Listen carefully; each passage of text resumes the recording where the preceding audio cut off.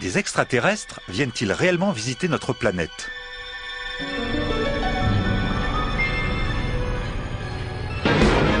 Devant les milliers de témoignages enregistrés depuis plus de 50 ans, avec souvent des preuves à l'appui, comment ne pas croire au phénomène OVNI ? Parmi les témoins, on trouve des militaires, des gendarmes, des pilotes de ligne, des savants et même des cosmonautes. D'où viennent ces extraterrestres ? Pourquoi ne prennent-ils pas contact avec nous ?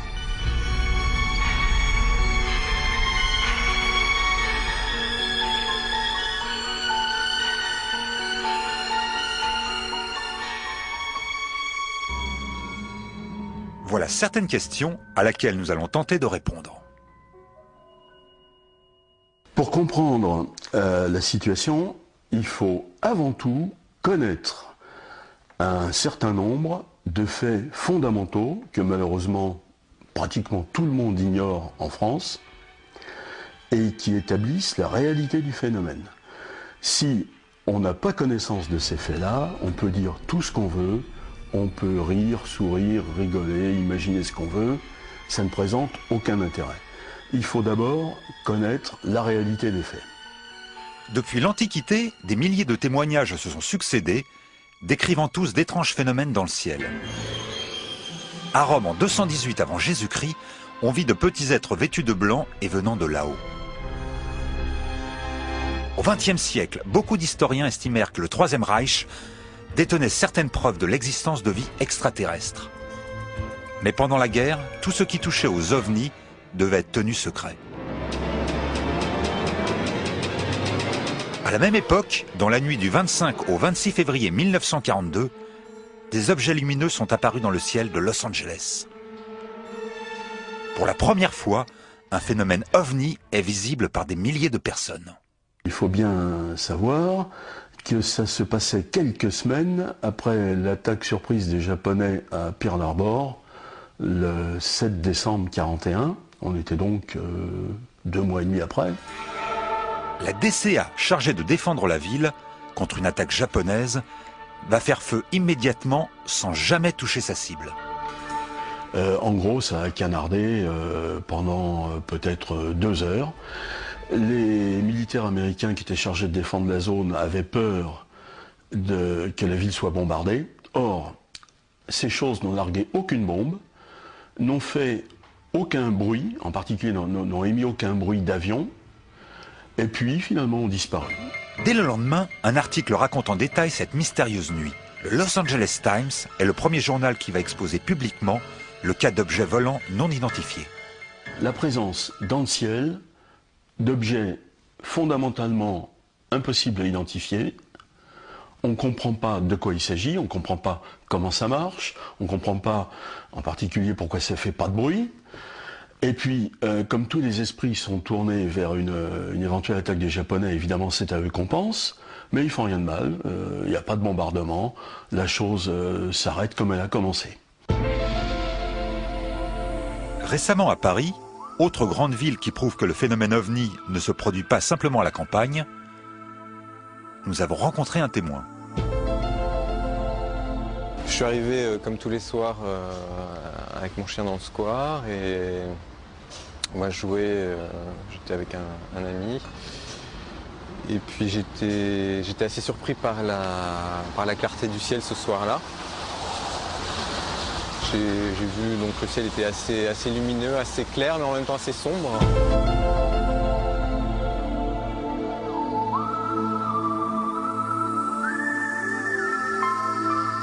À un moment donné, j'ai levé les yeux, mais vraiment pile au-dessus de ma tête, et à ce moment-là, j'ai vu en fait une forme, un triangle qui paraissait métallique, qui a glissé en fait dans les airs, en fait, au-dessus de moi à peu près.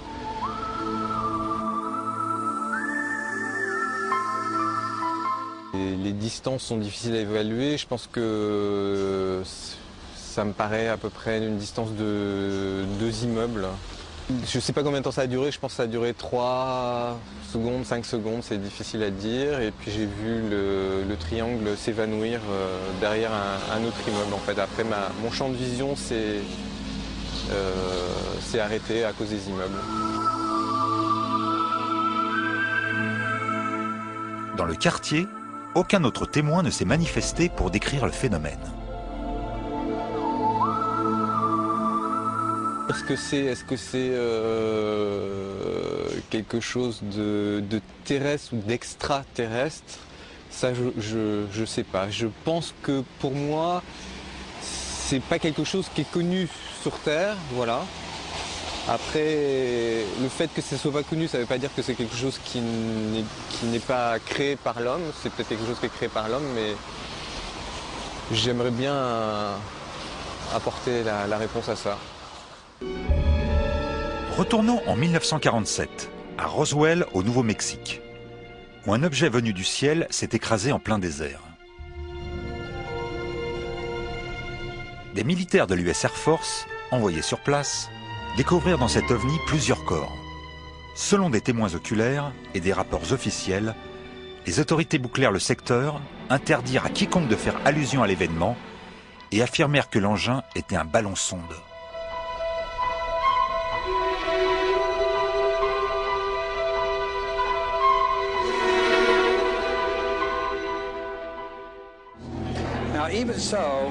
Nous avons retiré de ce vaisseau des êtres de petite taille. Ils mesuraient 1 mètre environ, 1,20 m pour celui qui semblait le plus âgé.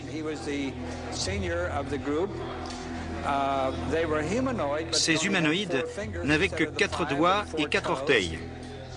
Leur visage était dépourvu d'oreilles, de nez et de cheveux. Et leur bouche était figée. Des humanoïdes donc, mais très différents de nous.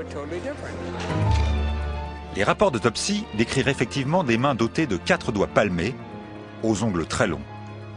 Ils évoquent des créatures à la peau grisâtre et au sang liquide, mais avec une composition très différente du sang humain.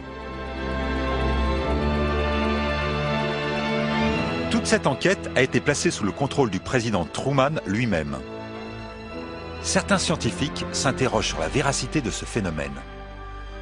Si c'est un canular, pourquoi l'armée a-t-elle besoin d'inventer une telle histoire?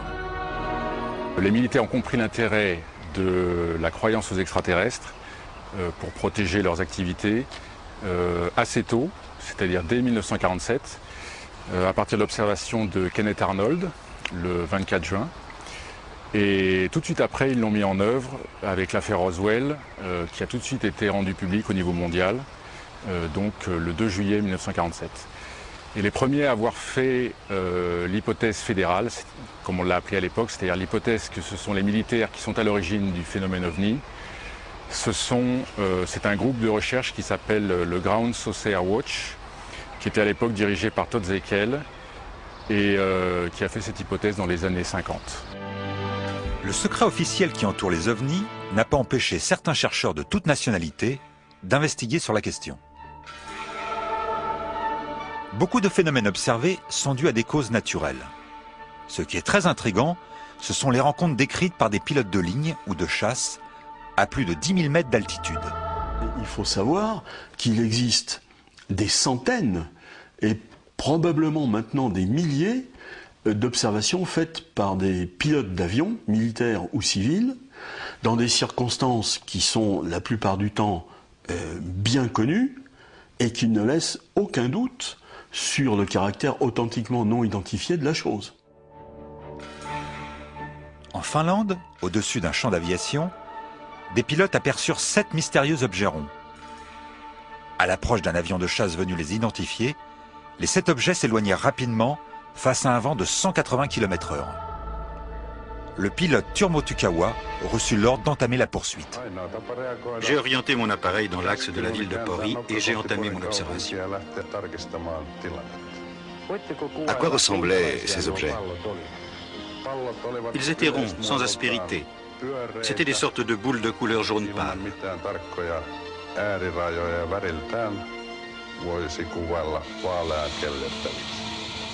Ils étaient à quelle distance? Impossible de la déterminer avec précision. Je ne disposais d'aucun repère.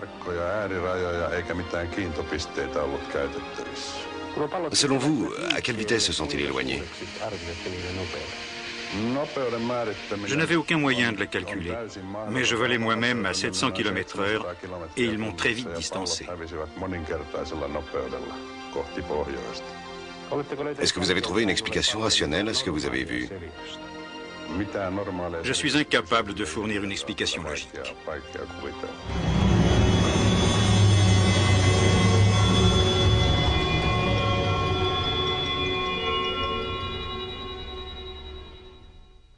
Là, je fais référence à un événement qui s'est produit en 1977, je crois que c'était le 7 mars 77, au-dessus de Chaumont.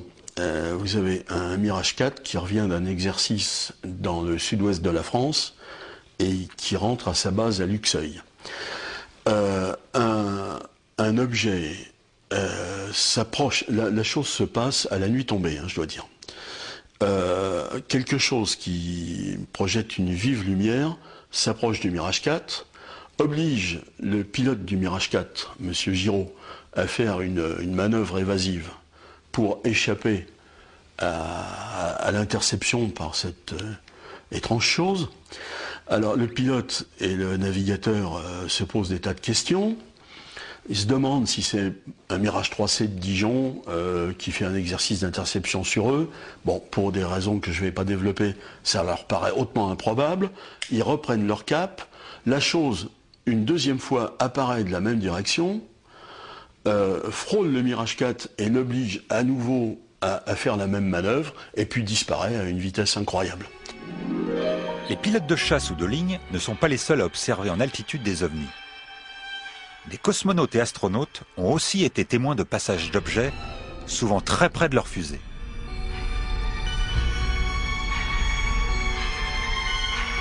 Regardez à gauche de l'écran la trajectoire étrange de cet objet non identifié.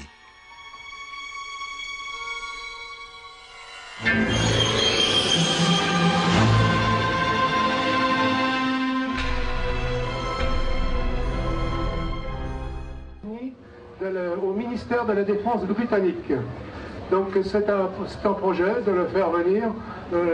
En France, tous les fans d'OVNI, des ufologues, se retrouvent une fois par mois autour d'un repas pour échanger leurs impressions et analyser ensemble les derniers témoignages.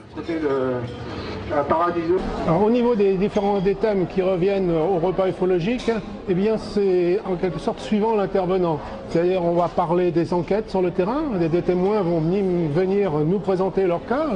On a eu des cas de contactés, d'enlèvement, donc des cas extraordinaires. Et puis il y a des gens, des scientifiques, des spécialistes qui vont nous parler d'autres thèmes beaucoup plus poussés, là, qui intéresseront qu'une certaine frange des participants et qui seront déjà d'un niveau beaucoup plus élevé, d'un niveau beaucoup plus scientifique. Et il y aura une conférence débat avec Thibaut Canetti pour cette soirée du 24 juin à Livry-Gargan. La deuxième information, au mois de septembre, les rencontres approchées organisées par Ufomania à Groslay. L'ufologue, c'est un mot qui vient de l'anglais UFO, Unidentified Flying Object. Donc c'est une descendance de UFO, ufologue. Et l'ufologue, c'est une personne qui s'intéresse au phénomène OVNI. Je fais partie d'une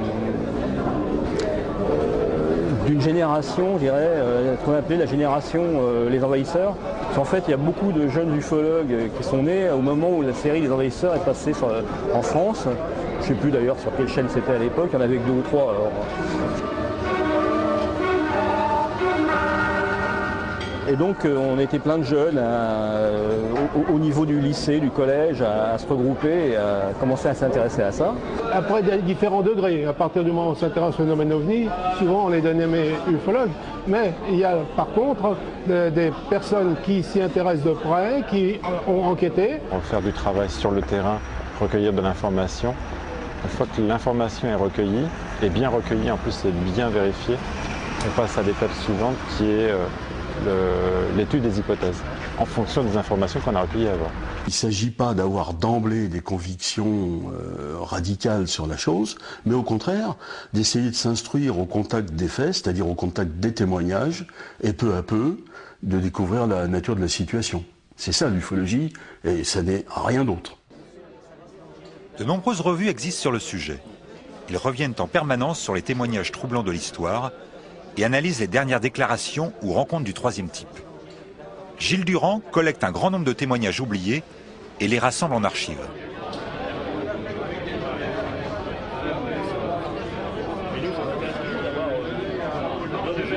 Parmi ces archives, on a trouvé donc tout un lot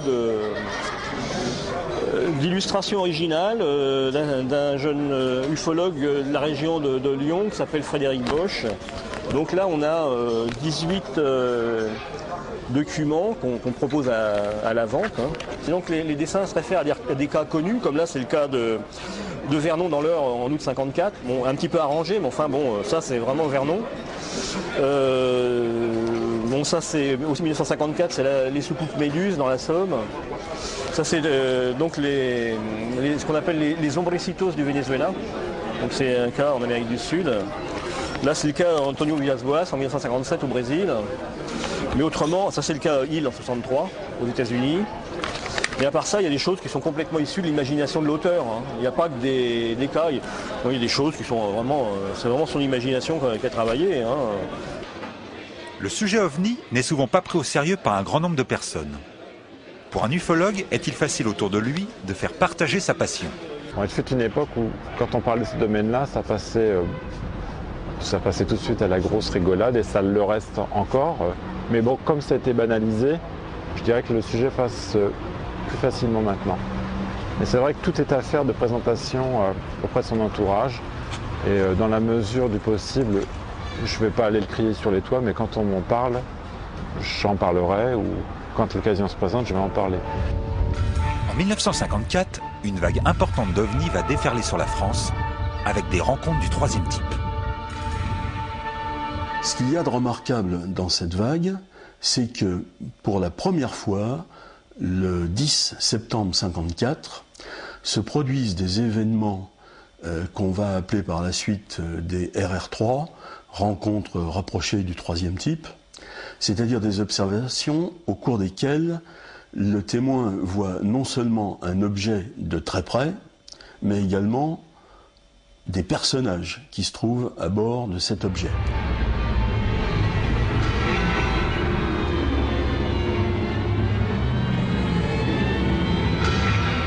En 1954, on a eu toute forme d'objets. C'est-à-dire on a eu des atterrissages, on a eu des contacts, des humanoïdes, ce qu'on appelle aujourd'hui des rencontres rapprochées, toute forme de couleurs. Parce que les couleurs sont très importantes en ufologie.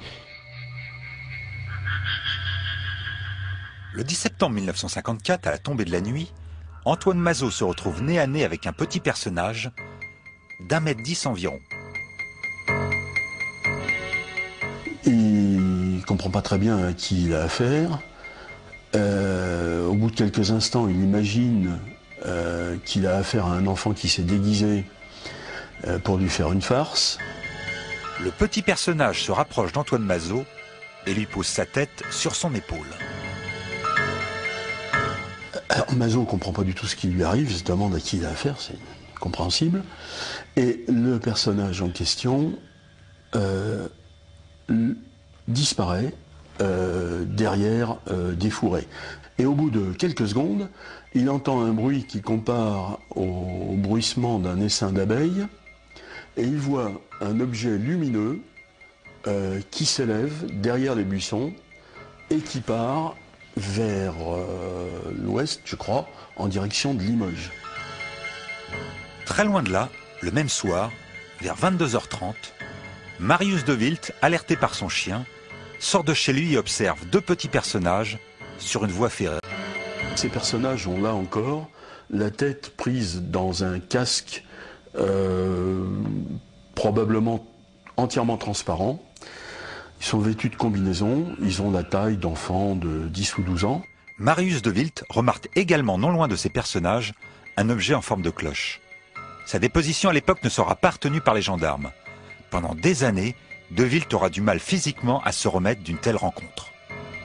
Ces deux observations du 10 septembre 1954 marquent une date critique dans le développement du phénomène. Ce sont les deux premiers cas de rencontre du troisième type. Je le redis, ça veut dire observation avec vision de personnage. Ce sont les 2 premiers cas qui donnent lieu à des articles, en l'occurrence à des articles considérables, beaucoup plus qu'à des petits entrefilets. Il s'agit d'articles qui montrent des photos des témoins, donnent quantité d'informations sur ces 2 événements. C'est la première fois, non seulement en France, mais dans le monde. Les clichés d'OVNI se comptent par milliers. Georges Adamski fut un précurseur en la matière. Dès les années 50, il a commencé à photographier de mystérieux engins au télescope. Il affirmait avoir rencontré certains de leurs occupants et les avoir accompagnés dans l'espace. On l'a soupçonné de supercherie, d'avoir photographié un cendrier ou un aspirateur. Il est vrai que ce domaine se prête au trucage. Adamski finit sa vie sous les quolibets. Ces autres photos ont été prises par un couple d'Américains, les Trent, en 1950. Beaucoup considèrent ces clichés comme fiables.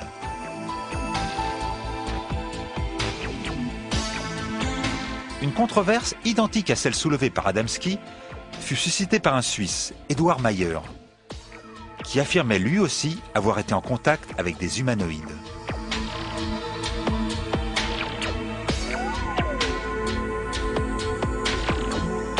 Le 1er juillet 1965, à Valençol, un agriculteur qui travaille dans son champ de lavande se retrouve face à face avec des extraterrestres à côté d'une soucoupe de forme ovoïde. Ce qui est très intéressant dans cette affaire, c'est qu'il y a eu des traces sur le terrain qui ont été étudiées.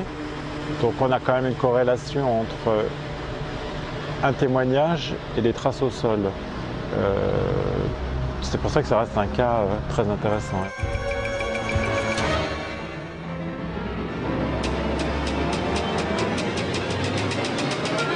Plus de 3000 rapports attestent de la trace tangible laissée par des ovnis. De mystérieuses empreintes laissées dans le nord de l'Angleterre ont suscité un débat passionné. Un couple de Britanniques prétend avoir vu ces découpes apparaître après une nuit de tempête. Un policier américain, Lonnie Zamora, a repéré et regardé un ovni qui venait de se poser. Placé à 200 mètres de l'engin, il a observé ces créatures vêtues de blanc qui examinaient l'état de leur engin. Avant que les collègues de Zamora arrivent sur place, ces mystérieux visiteurs avaient réintégré leur appareil qui décolla et disparut. Tout était calciné à l'endroit de l'atterrissage.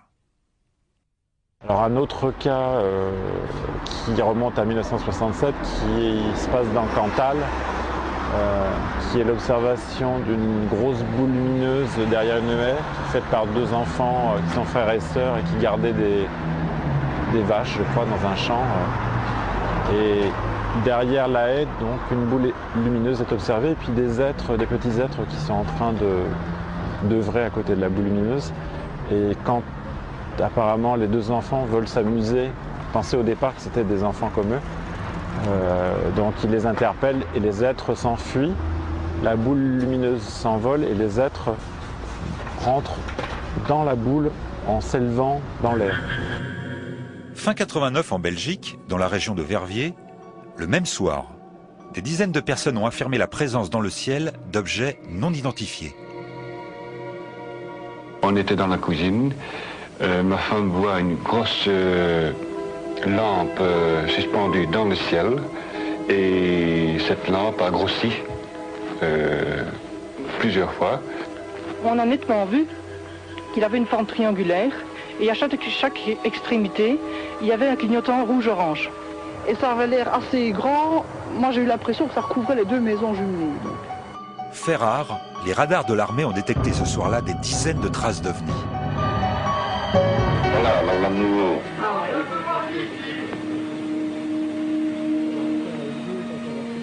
On peut rien, voilà. Je te dis qu'à un moment, je ne vois plus rien dans mon truc. On ne voit plus rien.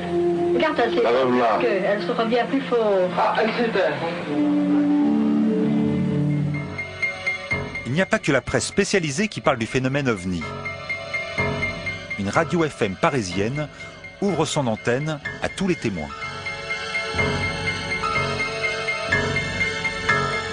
Bonjour à tous et bienvenue à l'écoute de Radio Ici et Maintenant, 95.2, l'émission La Vague d'OVNI, le mardi soir à partir de 23h, le dimanche de 14h à 16h. Aujourd'hui, une interview d'un personnage qui, pour une fois, n'a pas vu quelque chose de bizarre, va-t-on dire, parce qu'il ne sait toujours pas ce que c'est, en France, mais plutôt en Corée du Sud, évidemment. Nous accueillons Bom. Bonjour Bom. Bonjour. Bienvenue sur notre antenne. Tu étais tout seul? J'étais avec mon ami coréen. Tu étais avec ton ami coréen? Oui, c'était la nuit, tu parles? Oui, oui. C'était la nuit et dans le ciel, il y avait beaucoup d'étoiles, donc on a marché et on a attendu quelqu'un devant de chez lui. Il y a quelque chose qui vient derrière de moi. Donc on a regardé, mais ça c'est transparent,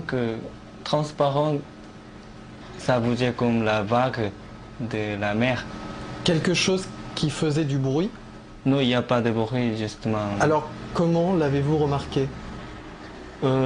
Parce qu'on avait regardé le ciel, donc tout le temps que le ciel, ça bougeait comme la vague. Mais on peut regarder les étoiles aussi.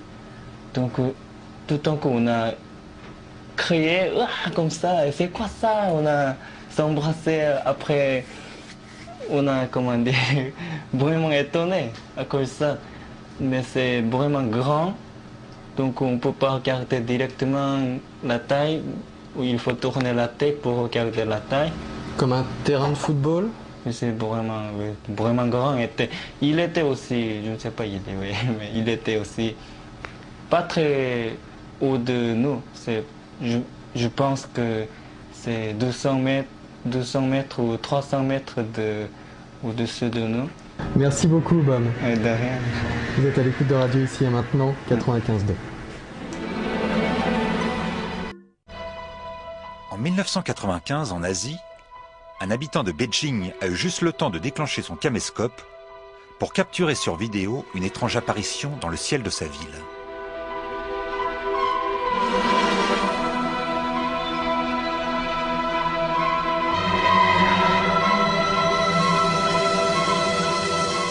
Des ovnis se manifestent régulièrement dans le nord de l'Europe, en Scandinavie.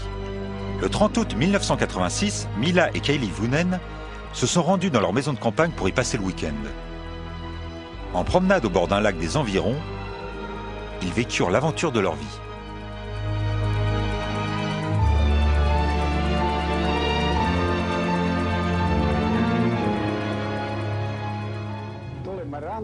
Nous étions sur le point de monter sur notre bateau lorsque ma femme a levé les yeux et aperçu une lumière. Elle a pensé que c'était un avion. À mon tour, j'ai regardé le ciel et vu s'approcher une boule lumineuse qui s'est arrêtée à quelques 30 mètres du bateau. Elle avait environ 4 mètres de diamètre. J'ai pensé que c'était un hélicoptère. Ça ne pouvait pas être un hélicoptère. Il s'était approché dans le plus grand silence.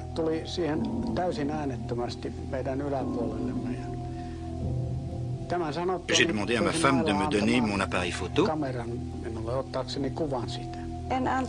Je ne l'ai pas fait. Je voulais m'éloigner très vite. J'avais peur. J'ai lancé le moteur du bateau et nous sommes partis à toute vitesse. Mais la boule de lumière nous a suivis.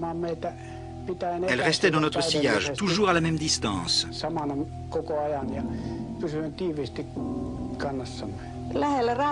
Nous approchions du rivage. La boule a envoyé 3 signaux lumineux. Je me suis dit, maintenant, ils vont nous avoir.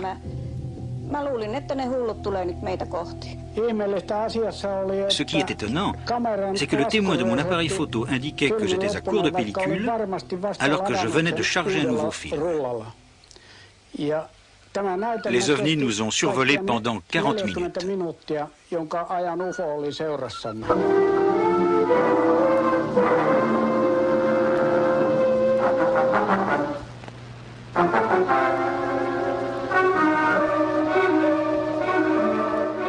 Tous les ufologues qui sont penchés sur la question et qui ont étudié ça au niveau des pays et au niveau du monde entier reconnaissent quand même que 80, je dirais quand même, très grosse majorité des témoignages sont liés à des pays occidentaux, enfin industrialisés.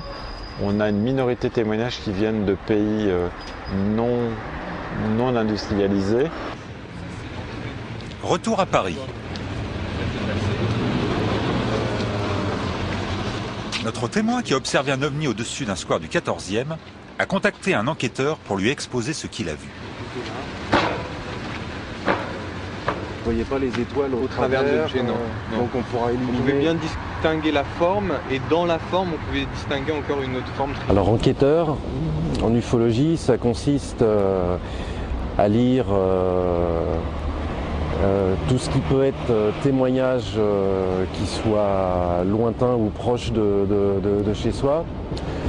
Et le cas échéant, comme ce soir, avoir pris contact avec un témoin et revenir sur les lieux pour faire une reconstitution afin que l'on puisse faire parvenir ces informations à la communauté ufologique.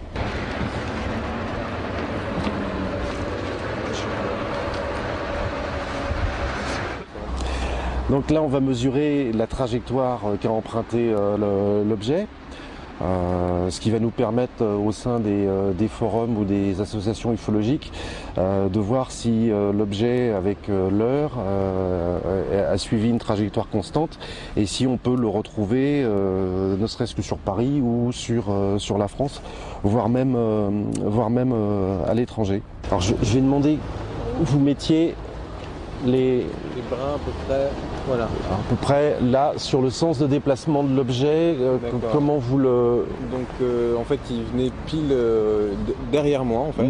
D'accord. Et c'est juste, il a disparu derrière l'arête de cet immeuble. D'accord, ok, bah c'est vous. Alors, vous pouvez le mesurer. Quand je regardais au-dessus de moi, en fait c'était l'écartement de mes bras plus grand que mes épaules.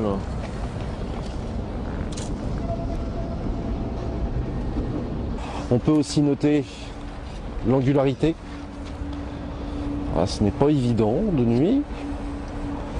Donc, c'est voir, viser là où il a disparu au-dessus du...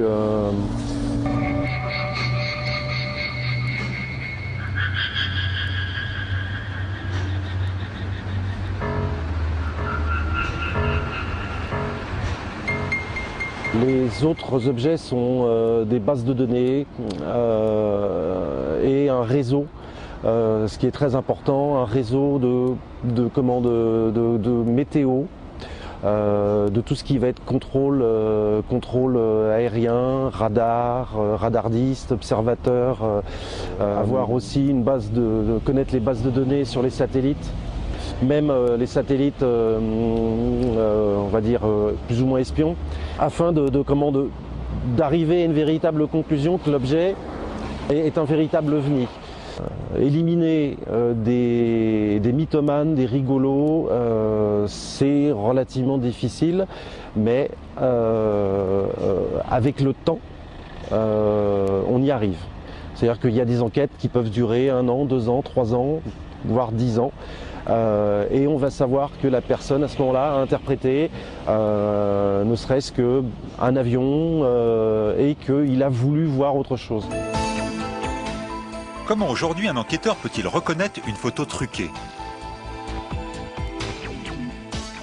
Aux États-Unis, il y a des centres spécialisés qui analysent chaque cliché d'OVNI avec des techniques de pointe. Cela permet d'écarter systématiquement toutes les possibilités de fraude qu'offre la technique avec les logiciels de retouche d'images.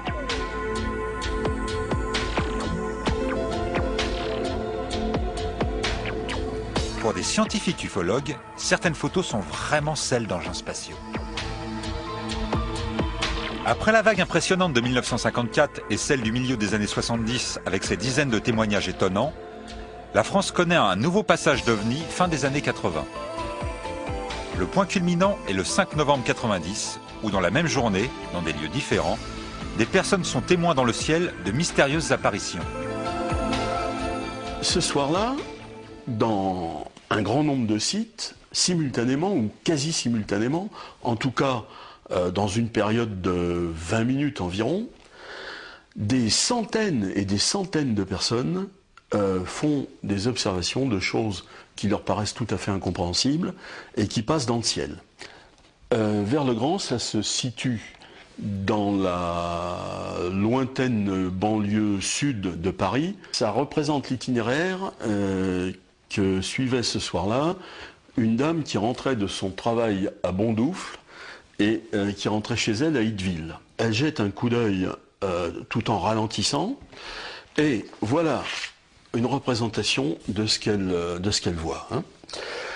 Une sorte de cylindre noir ou très sombre, avec une extrémité en forme de tronc de cône, l'autre extrémité ayant probablement aussi cette forme de tronc de cône, mais elle n'en est pas certaine parce qu'elle n'arrivait pas à tourner suffisamment la tête pour observer l'objet comme il aurait fallu, tout en évitant les collisions avec les voitures qui venaient en face. Alors, un exemple parmi beaucoup d'autres. Ce soir-là, à la même heure, dans le sud de la Dordogne, dans un petit village qui s'appelle Vert de Biron, il y a 2 témoins qui observent cette chose étrange qui a une certaine épaisseur, qui a une forme de triangle curviligne, avec des feux sur le côté.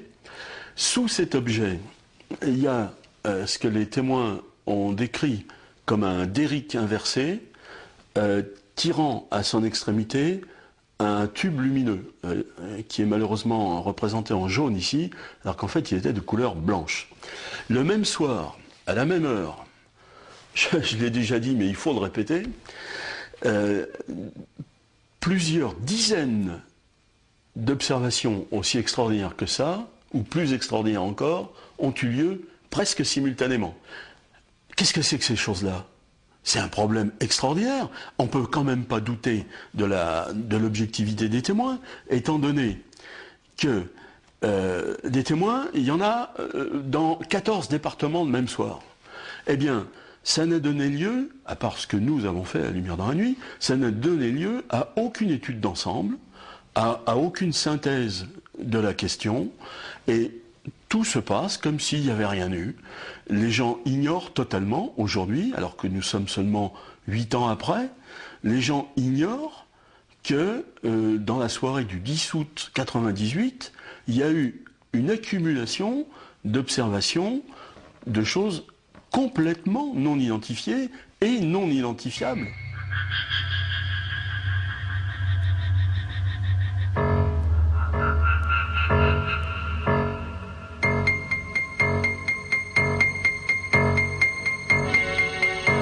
L'hypothèse qui dit que les ovnis sont de l'autre n'est pas forcément une hypothèse que je retiendrai au premier abord.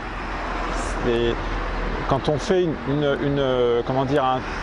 étude de tout ce qu'on a pu recueillir depuis 20, 30 ans ou 40 ans ou 50 ans d'ufologie, on se rend compte qu'il y a beaucoup de cas contradictoires et qui posent plus de questions qu'il ne dirige vers l'hypothèse extraterrestre. Pour moi, en fait, au départ, j'avais une idée, j'avais une croyance, si vous voyez, que c'était développé, l'OVNI extraterrestre. Et au fur et à mesure, en rencontrant des gens, en lisant beaucoup de choses, je me suis aperçu que maintenant, comme dirait un philosophe, je sais que je ne sais rien. Donc j'ai plus d'idées préconçues sur le phénomène. Pour moi, c'est... je suis prêt, je suis ouvert à tout, quoi. Je suis un sceptique pragmatique, voilà. Pour beaucoup de scientifiques, sceptiques sur ces phénomènes ovnis, les militaires utiliseraient une technique de projection d'images vers le ciel. À l'aide de lasers programmés pour dessiner n'importe quel motif et dirigés sur une partie de l'atmosphère, l'illusion d'un vaisseau spatial naviguant dans le ciel est parfaite. Alors simplement, ça ne pourrait pas être produit à partir de satellites par un rayon de micro-ondes, parce que les satellites n'ont pas l'énergie suffisante et ils sont trop loin pour faire ce genre d'expérience. Mais par contre, un ballon stratosphérique totalement silencieux est tout à fait adapté pour ça. Et l'équipement existe, il est déjà utilisé par ailleurs. Donc après, c'est juste... c'est à la fois un test de précision des équipements et aussi un test de manipulation du public et des médias, puisque on voit l'effet que ça produit. Il y a les gens qui pensent que c'est d'origine extraterrestre. Et la manipulation des médias consiste à essayer de faire tourner ça en ridicule et à discréditer le phénomène. C'est un grand classique dans le domaine de l'ufologie. Il y a les rencontres du troisième type, mais encore plus étonnant, les cas de capture d'humains par des extraterrestres. Pour lui, tout a commencé par une nuit solitaire le long d'une route de campagne, tandis qu'il cherchait un raccourci qu'il ne put jamais trouver. Maintenant, il sait que les envahisseurs sont là, qu'ils ont pris figure humaine. Il sait qu'il lui faut convaincre un monde incrédule que le cauchemar a déjà commencé. À l'origine, c'est-à-dire il y a 20 ou 25 ans, ce qu'on appelait une abduction, c'était un événement que quelqu'un prétendait avoir vécu, dans lequel cette personne était enlevée à bord d'un ovni, disons, quelles que soient les circonstances. En 1979, un événement de même nature s'est produit à Cergy-Pontoise, près de Paris. À l'aube, 3 jeunes gens se sont trouvés entourés par des boules de lumière. L'un d'entre eux a soudainement disparu. Il n'est revenu sur Terre que 8 jours plus tard. Malgré une enquête approfondie, les policiers n'ont pu fournir aucune explication logique à cette semaine d'éclipse. Placés sous hypnose, d'autres humains voyageurs cosmiques ont raconté avoir été en contact avec un humanoïde nommé Orio. Il les aurait mis en garde contre une destruction du monde. Bien dans les cas de personnes qui ont eu des contacts plus physiques, si on peut le dire, avec le phénomène OVNI, et notamment je pense à Madame Z, je ne donnerai pas son nom qu'elle ne le souhaite pas, qui est venue nous exposer une observation qu'elle avait faite en Afrique du Nord, et là, elle s'est trouvée, si on peut dire, nez à nez donc avec un objet, dont elle a pu s'approcher d'objets et apercevoir à l'intérieur les êtres et même l'intérieur de cet engin. Dans la description d'extraterrestres, il y a souvent des constantes. Une tête anormalement développée, des grands yeux, une taille très grande ou inférieure à celle de l'homme, la capacité de changer soudainement d'apparence et aussi différentes manières de s'exprimer. Ils nous ressemblent, mais avec des différences sensibles. Certains mesurent plus de 3 mètres, d'autres 2, d'autres 1 mètre seulement. C'est très variable. Je pense qu'en fait, ils adoptent la taille que nous souhaitons leur voir prendre. Ils préfèrent nous surprendre que nous effrayer. À mon avis, ils essaient de se présenter sous une forme rassurante.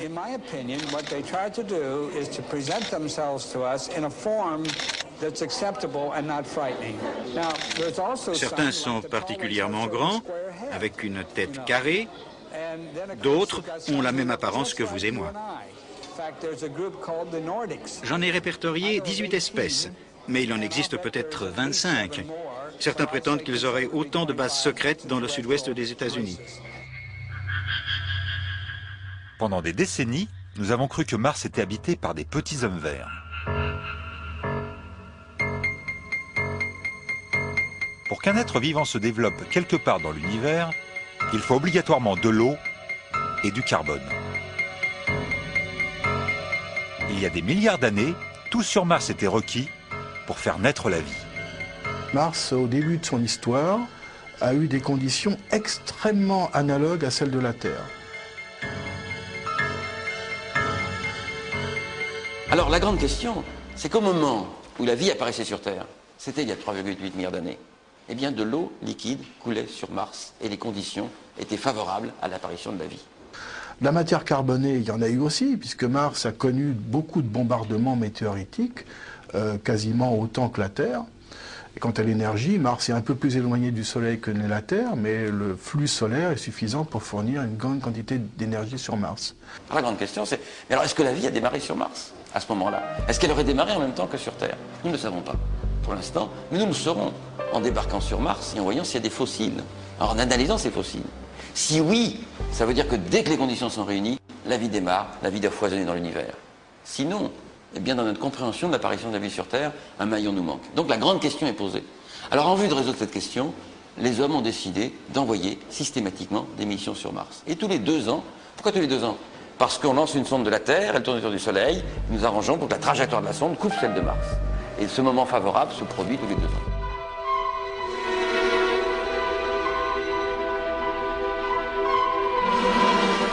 Une hypothèse a souvent été abordée par les scientifiques.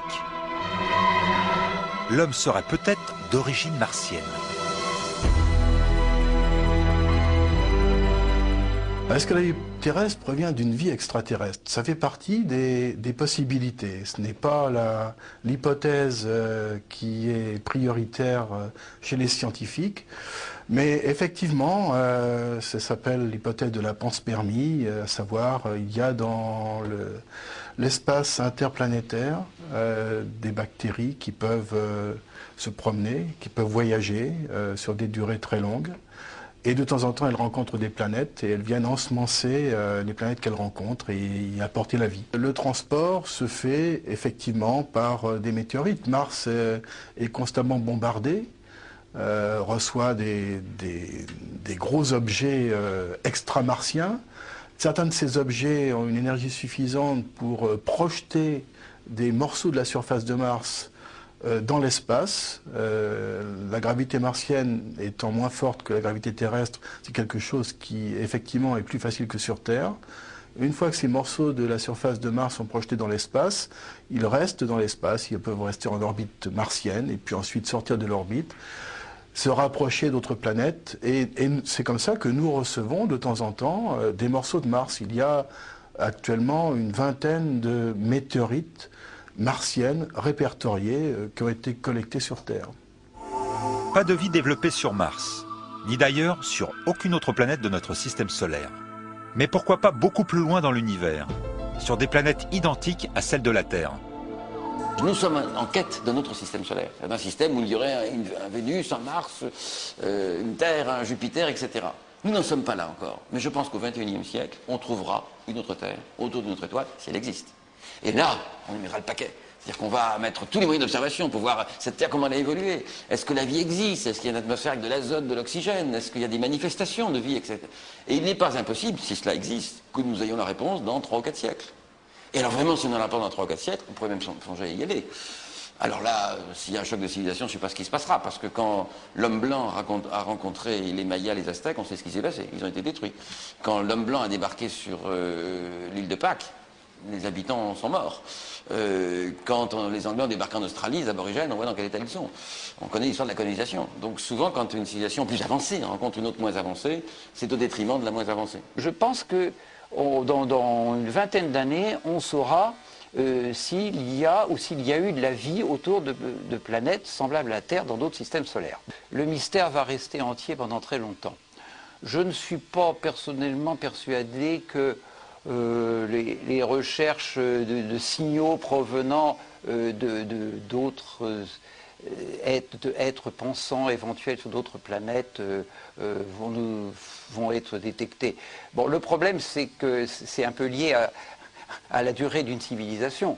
Notre civilisation n'existe que depuis peu de temps. Il y a seulement peut-être une centaine d'années qu'on est capable d'émettre des ondes radio vers d'autres planètes, et encore, au début, c'était très faible, donc disons quelques dizaines d'années.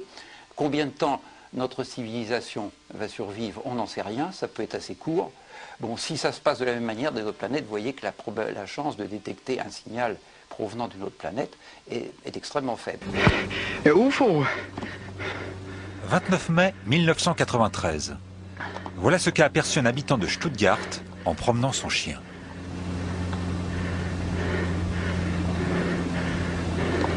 Ja, nur dahinter. Das originale UFO.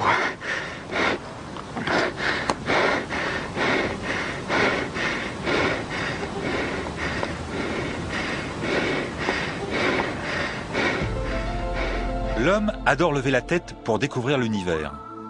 Il attend avec impatience le premier signal provenant d'une vie extraterrestre. SETI est une expérience scientifique en radioastronomie, exploitant la puissance inutilisée de millions d'ordinateurs connectés via Internet dans un projet de recherche d'une intelligence extraterrestre. Déjà, plus de 3 millions de participants de 226 pays ont réalisé ensemble plus d'1 demi-million d'années de calculs. Beaucoup de laboratoires, beaucoup de particuliers en France participent à cette recherche, moi y compris, peut-être vous aussi. Tout simplement, et je crois que là il y avait une idée géniale, tout simplement parce que certains Américains se sont dit, tiens, maintenant qu'on a Internet, pourquoi ne pas utiliser ce faisceau de communication, de liaison, pour mettre en commun tous nos ordinateurs, les ordinateurs des particuliers qui ne tournent pas constamment, et utiliser cet outil informatique d'ordinateurs, de millions d'ordinateurs mis en commun, pour traiter des grands problèmes. Et dans ces types de grands problèmes, c'est le traitement du signal. Et c'est effectivement ce qui se passe, c'est ce qu'on appelle SETI at home, SETI chez soi. Alors SETI chez soi, ça peut être aussi dans son bureau. Donc, comme mon ordinateur ne tourne pas, et il y a plusieurs ordinateurs du laboratoire qui sont branchés, eh bien, ils contribuent à essayer de décrypter les différents signaux qui ont été recueillis par les observations au cours des 10 dernières années faites par la communauté internationale qui fait du SETI. L'homme n'a pas attendu un signal extraterrestre pour entreprendre la conquête de l'espace. Hier la Lune, demain Mars, le siècle prochain les exoplanètes. Si les petits hommes verts ne viennent pas à nous, alors c'est nous qui irons vers eux.